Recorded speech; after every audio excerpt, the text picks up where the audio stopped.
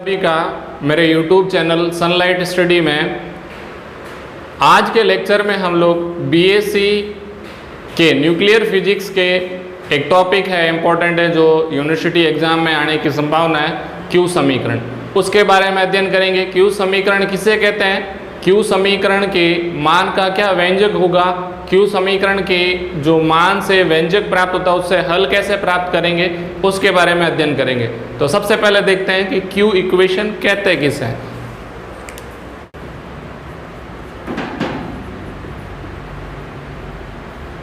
नाभिकीय अभिक्रिया के क्यू का मान। तो देखिए, क्यू के मान ज्ञात करने से पहले हम लोग ये स्टडी करते हैं कि नाभिकीय अभिक्रिया के क्यू समीकरण कहते किसे। तो देखिए इसकी डेफिनेशन इसकी है, प्रक्षेपित कण ब्रैकेट प्रक्षेपीय तथा उत्सर्जित कण की गतिज ऊर्जा में संबंध को बताने वाली समीकरण क्यू समीकरण कहलाती है। अब देखिए यहाँ दो वर्ड आए, एक है प्रक्षेपित कण और एक है उत्सर्जित कण। इन दोनों का मीन्स क्या हुआ, मैं एक रिएक्शन लिख रहा हूँ, उस रिएक्शन के माध्यम से बताऊंगा कौन सा प्रक्षेपित कण होगा और कौन सा उत्सर्जित।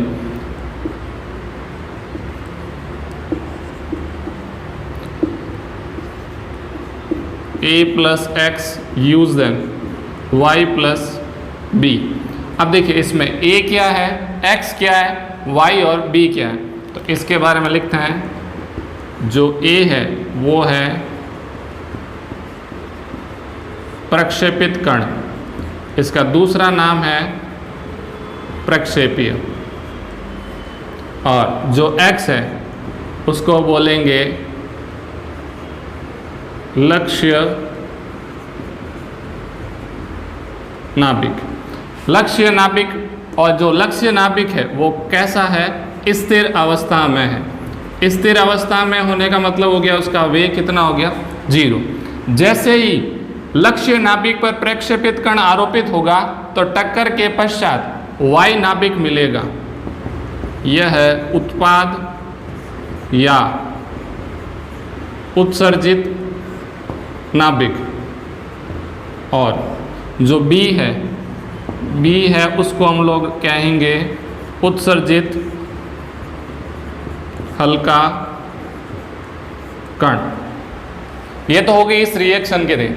अब हम यहाँ पर पढ़ते हैं कि द्रव्यमान ऊर्जा तुल्यता संबंध से इसको और कैसे रिप्रेजेंट कर सकते हैं। द्रव्यमान ऊर्जा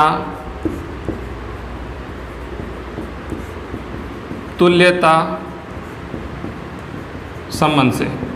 अब देखिए, द्रव्यमान ऊर्जा तुल्यता का मतलब, यहाँ ऊर्जा है वो काइनेटिक एनर्जी है, और द्रव्यमान के संबंध में आइंस्टीन का एक फॉर्मूला है E = mc², उसका, और काइनेटिक एनर्जी ½mv² इसमें यूज होगा। तो पहले इसके लिए इक्वेशन लिखते हैं। तो देखिए इसमें पार्टिकल पहले A है और स्थिर नाभिक है x। तो इसके संबंध में लिखते हैं ma(c²), c प्रकाश का वेग के बराबर होगा, और इसकी गतिज ऊर्जा होगी नहीं क्योंकि इसका वेग 0 है, तो गतिज ऊर्जा हो जाएगी 0। तो इसके संबंध में यह हो जाएगा mc², और कौन सा कण है ये, x इक्वल, इधर बात करते हैं तो my(c² प्लस ey। ये क्यों लिखा, ये ऊर्जा है इसकी। नेक्स्ट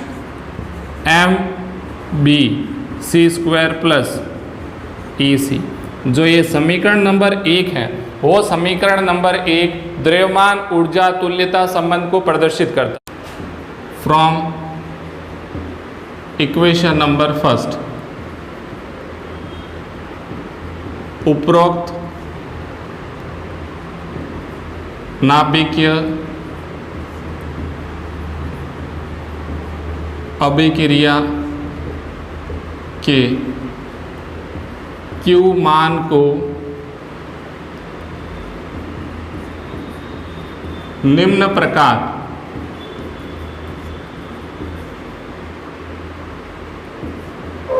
लिखा जा सकता है। अब देखिए इसको किस तरह लिखा जा सकता है। यहाँ पर इसकी काइनेटिक एनर्जी में रिलेशन में करना है और उसको हम किसके रूप में लिखेंगे, Q मान के रूप में। तो देखिए Q equal E final minus E initial. Final मतलब अंतिम और इनिशियल मतलब प्रारंभिक। अब प्रारंभिक स्थिति यहाँ पर कौन सी है, ये वाली, और अंतिम स्थिति कौन सी है, y प्लस बी वाली। तो देखिए E का मतलब यहाँ पर काइनेटिक एनर्जी है, और इसको अब कैसे लिख सकते हैं, Q इक्वल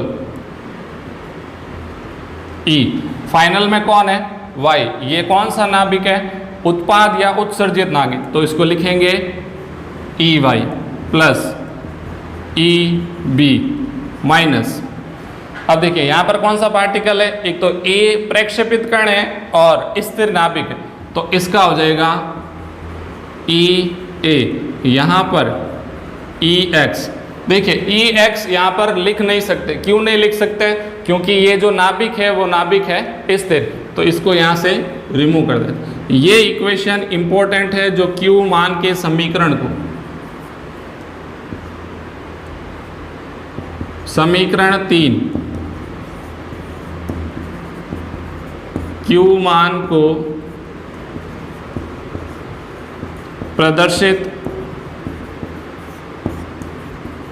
करती है।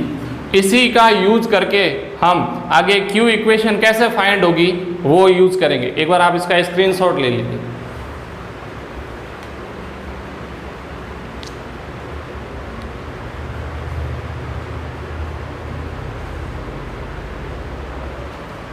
तो देखिए इसके बाद हम लोग करते हैं Q का मान का व्यंजक कैसे ज्ञात करेंगे उसके बारे में अध्ययन करते हैं।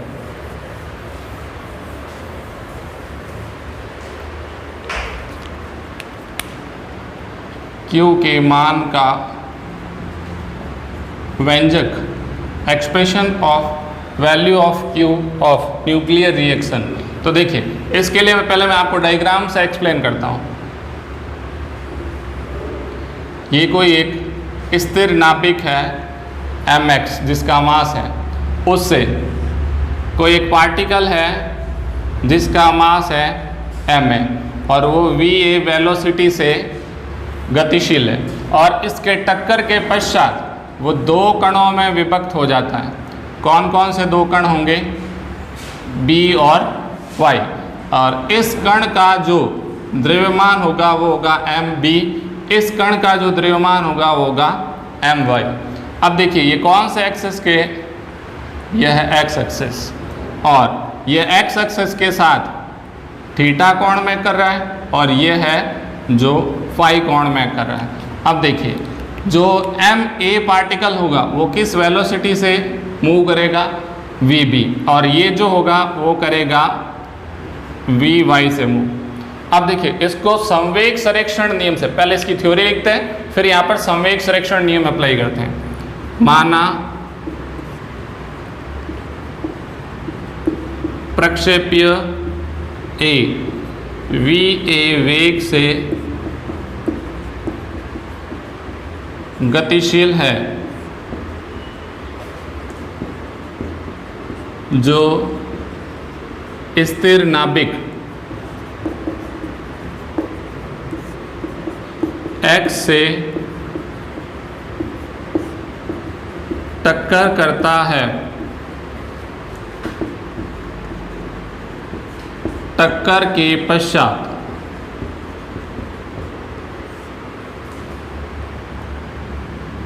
उत्सर्जित नाभिक y तथा हल्का कण बी, हल्का कण बी क्रमश वी वाई तथा वी बी वेग से गतिशील है तथा एक्स अक्ष के साथ क्रमश थीटा तथा फाई कोण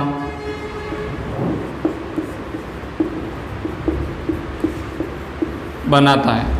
अब देखिए, ये पार्टिकल था प्रक्षेपित कण या प्रक्षेपीय जो इस स्थिर नाभिक से टकराता है। ये टक्कर से पूर्व का भाग है और ये टक्कर के पश्चात का। जब इसमें टक्कर हुई तो टक्कर के आफ्टर में ये पार्टिकल 2 पार्ट में डिवाइड हो गया। एक पार्टिकल हुआ बी और दूसरा हुआ वाई। ये जो है यह है उत्सर्जित नाभिक और ये जो है हल्का कण जिसका मास है mb और इसका मास है my। ये किस वेलोसिटी से मूव कर रहे हैं? va और vy से। क्रमशः किस कोण पर बने हुए हैं? थीटा और फाई कोण बनाए हुए हैं एक्स अक्ष के साथ। अब देखिए, इसमें रेखीय संवेग संरक्षण का नियम अप्लाइड करते हैं। वी नो दैट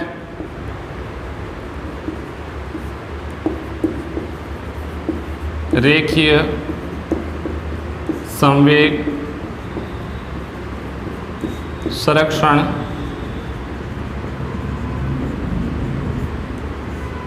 नियमानुसार संवेग का मतलब क्या हुआ? P = mv। द्रव्यमान तथा वेग के गुणनफल को संवेग कहते हैं। तो देखिए, टक्कर से पूर्व और टक्कर के पश्चात संवेग इक्वल होगा। तो देखिए, तो यहाँ पर बात करते हैं तो हो जाएगा ma, इसकी वेलोसिटी va, फिर ये तो स्थिर है तो इसकी वेलोसिटी 0 होने पर इसका संवेग होगा नहीं, तो इसको यहाँ से रिमूव। नेक्स्ट, इस पार्टिकल की बात करते हैं mb vb, लेकिन ये कौन से एक्स के अनुदिश ले रहे हैं? हम एक्स अक्ष के अनुदिश ले रहे हैं। तो देखिए, जो पार्टिकल है b, क्या वो एक्स अक्ष के अनुदिश है? नहीं। लेकिन जब इसको एक्स अक्ष के अनुदिश रोटेट किया जाएगा तो उस अक्ष के अनुदिश रोटेट करते ये हो जाएगा vb cos थीटा। तो यहाँ पर हो जाएगा vb cos थीटा। अब देखिए, मैं इसको ऊपर की ओर रोटेट कर रहा हूँ इस कंपोनेंट को, तो ये ऊपर की ओर ट्रांसफर होने पर क्या होगा? my vy cos phi. अब देखिए, इसको इधर ही रखते हैं, इसको इस तरफ ट्रांसफर कर देते हैं, तो क्या हो जाएगा? ma va minus mb vb cos theta equal my vy cos phi. Equation number first. ये कौन सी एक्सिस के अनुदिश हो गया? X axis. अब किसके अनुदिश कर रहे हैं? Along to Y axis, Y अक्ष के अनुदिश। तो वाई अक्ष के अनुदिश करेंगे। देखिए, ये जो पूरी घटना है वो एक्स यहाँ पर हो रही है एक्स अक्ष के अनुदिश टक्कर से पूर्व। यहाँ पर एक्स अक्ष के अनुदिश नहीं थी तो एक्स अक्ष के अनुदिश करने पर हमें cos थीटा कंपोनेंट फाइंड हुआ। अब हमें क्या करना है? y अक्ष के अनुदिश ज्ञात करना है। तो देखिए, इसको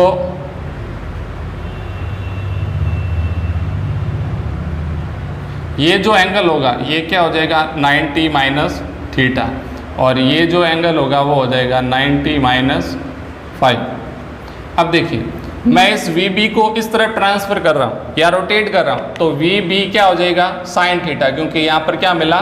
cos थीटा। और इसको इस तरफ रोटेट किया तो साइन 5 हो जाएगा। तो देखिए, पहले तो y अक्ष के अनुदिश टक्कर से पूर्व कितना है? 0। फिर देखिए, mb vb साइन थीटा, इसको इस तरफ रोटेट कर दिया। नेक्स्ट, और ये दोनों एक दूसरे के ऑपोजिट है तो माइनस हो गया, इसको इस तरफ रोटेट कर रहे हैं तो हो जाएगा my vy साइन 5। अब देखिए, माइनस का इस तरफ ट्रांसफर करने पर प्लस का हो जाएगा vb sine theta equal my vy sine 5। Equation number second. अब देखिए, समीकरण 1 और 2 जो है उन दोनों का वर्ग करके हम ऐड कर देते हैं। तो देखिए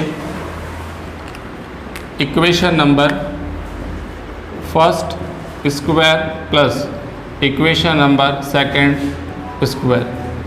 तो देखिए इसका राइट हैंड साइड ऐड करना है और लेफ्ट हैंड साइड ऐड करना है। तो देखिए इसका स्क्वायर कर रहे हैं, ये पूरा क्या है a माइनस बी का होल स्क्वायर बन जाएगा।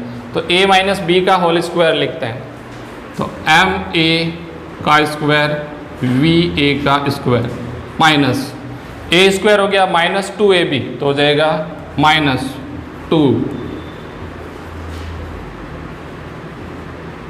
वी ए वी बी, और इसका स्क्वायर करेंगे तो ये हो जाएगा कॉस थीटा, स्क्वायर नहीं होगा। फिर हो जाएगा प्लस बी स्क्वायर, तो हो जाएगा M B V B square cos square theta. ये तो हो गया इसका लेफ्ट हैंड साइड। अब इसका लेफ्ट हैंड साइड ये वाला पार्ट ऐड कर देते हैं, M B square V B square sine square theta equal. अब इसका राइट हैंड साइड, तो देखिए M Y square V Y square cos square five plus इसका स्क्वायर करते हैं M Y square V Y square sine square five. अब देखिए यहाँ पर भी कॉमन आ रहा है M B M square B V B square यहाँ दोनों में, और यहाँ पर ये। तो देख इसको कैसे लिख रहे हैं,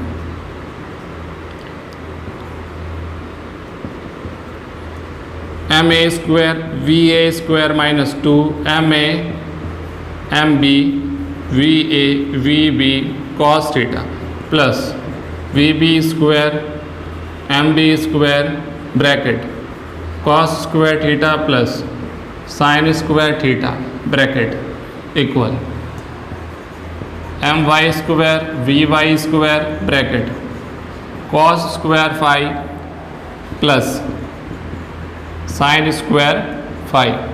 अब देखिए आप सबको पता है कि sine square theta plus cos square theta क्या होता है, 1 होता है। तो यहाँ पर हो जाएंगे ये दोनों ही 1।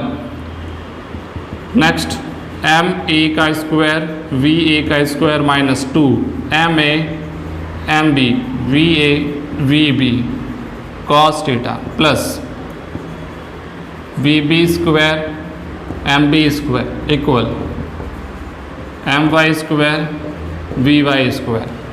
ये हो गया। अब देखिए इसको इक्वेशन नंबर 3 देखिए, ये जो पार्टिकल है एम एक्स मास का पार्टिकल है, फिर एम बी एम वाई, इन कणों की कुछ ना कुछ क्या होगी ऊर्जा। जैसे ये तो स्थिर है तो इसकी ऊर्जा होगी नहीं, क्योंकि वे क्या हो जाएगा 0 होने के कारण ऊर्जा होगी नहीं। इन तीनों पार्टिकल की ऊर्जा होगी। तो देखिए इन कणों की गतिज ऊर्जाएं क्रमश ई ए ई बी तथा ई वाई है। तो देखिए हम लोग जानते हैं कि गतिज ऊर्जा का सूत्र होता है 1/2 एम वी स्क्वायर। तो E A equal 1/2 M A V A square. यहाँ पर हमें वी ए का मान फाइंड करना, तो क्या लिखेंगे V A square equal twice of 2E A by M A. ये बन गया वी ए स्क्वायर की वैल्यू। और अगर इसको आगे सॉल्व करते हैं तो वी ए इक्वल हो जाएगा root of 2E A by M A. इसको और कैसे लिख सकते हैं 2E A बाई एम ए की पावर हाफ। इसको दे देते हैं इक्वेशन नंबर 4। एक बार आप इसका स्क्रीनशॉट लीजिए, फिर नेक्स्ट करते हैं इसका। हाँ तो देखिए इसके बाद ए पार्टिकल की तो आपको वेलोसिटी मिल गई। अब पार्टिकल बी और पार्टिकल वाई उसकी वैल्यू फाइंड करें। तो देखिए इसको सिमिलरली लिख देते हैं, एक ही बात है, जिस तरह सॉल्व कर लिया एक बार हमने सिमिलरली। अब वी ए की जगह क्या हो जाएगा वी बी का square equal 2EB by M B. और इसको आगे सॉल्व करेंगे तो V B equal 2EB by M B की पावर हाफ हो जाएगी। इक्वेशन नंबर हो जाएगी 5। नेक्स्ट वी वाई का square equal 2e Y by M Y V Y equal 2e Y by M Y का पावर 1/2, इक्वेशन नंबर 6। जो ये value हमें गिवन हुई है, इस वैल्यू को हम लोग इक्वेशन नंबर 3 में पुट कर रहे हैं। तो देखना क्या हो रहा है इसका, from equation number 3 M Y square, उधर से स्टार्ट कर रहा है, M Y square, V Y का वैल्यू क्या है ये वाला, तो इधर लिख देते हैं 2e Y by M Y equal, फिर क्या है एम ए का स्क्वायर, फिर वी ए, तो वी ए की वैल्यू क्या हो गई 2e A by M A minus 2 M A V A. अब वी ए वी बी की वैल्यू पुट करनी है, तो देखिए वी ए की वैल्यू हो रही इक्वेशन नंबर 4 में और इक्वेशन नंबर 5 में ये रही, तो 2e A by M A multiply, इसकी पावर कितनी है हाफ, और 2e B by M B की पावर कितनी हो गई हाफ। रिमेनिंग पार्ट क्या है cos theta plus M V B square, तो एम बी तो हो जाएगा ऐसे ही, फिर 2e B by M B, ये हो गया, इधर है स्क्वायर। तो देखिए इस स्क्वायर से ये वाला पार्ट कैंसिल, इससे ये वाला कैंसिल, और इधर कौन सा हो जाएगा ये सही कैंसिल। अब देखिए एम ए एम बी हो गया। अब देखिए इसकी पावर कंप्लीट है 1 और इसकी पावर है हाफ, तो इन दोनों को कंबाइंडली कैसे कैंसिल कर रहे हैं देखना। इसको पहले लिख रहा हूँ 2e Y M Y equal 2e A M A minus 2 M A M B, ये वाला इससे देखो इसकी पावर भी हाफ, इसकी पावर भी हाफ, और इससे कैंसिल होगा, तो रिमेनिंग हो जाएगा देखो इसका 2e ए 2 मल्टीप्लाई हो जाएगा, पहले इसको कंबाइंड ले लेते हैं, एम ए एम बी की power half cos theta plus इससे ये कैंसिल हो गया, तो 2e ए एम बी। अब देखिए next 2e Y M Y equal 2e A M A minus, देखिए 2 मल्टीप्लाई 2 4 हो जाएगा, फिर इसका 1/2 है तो 2 हो जाएगा रिमेनिंग, इसमें 2 का 2 से मल्टीप्लाई होकर 4 हो जाएगा, और ये पार्ट कंप्लीट है, इसकी पावर 1 है, इसकी पावर हाफ है, तो क्या होगा remaining part E A E B M A M B की power half cos theta plus 2e B M B. अब देखिए 2 इसमें आ रहा है, इसमें भी है, इसमें भी, यहाँ पर 4 है, तो मैं इसमें से 2 कॉमन ले लेता हूँ, तो देखिए 2e Y M Y equal 2e A M A minus 2 common ले लेगा यहाँ से, तो हो जाएगा 2e A E B M A M B की power half cos theta plus E B M B, ये हो जाएगा कैंसिल, रिमेनिंग होगा E Y M Y equal E A M A minus 2 E A E B M A M B की power half cos theta plus E B M B. अब देखिए यहाँ पर हमें क्या फाइंड करना है, हमें फाइंड करना है ई वाई की वैल्यू, तो देखिए E Y equal E A M A by M Y minus 2 by M Y E A E B M A M B की power half cos theta plus E B M B by M Y. इसके बाद देखिए अगला step इधर लिखता है,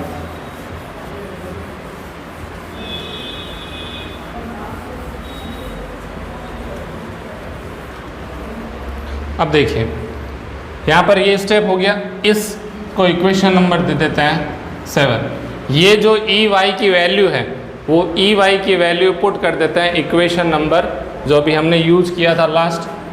we know that Q equal E Y plus E B minus E A. इसमें put कर रहे हैं, put the value of E Y.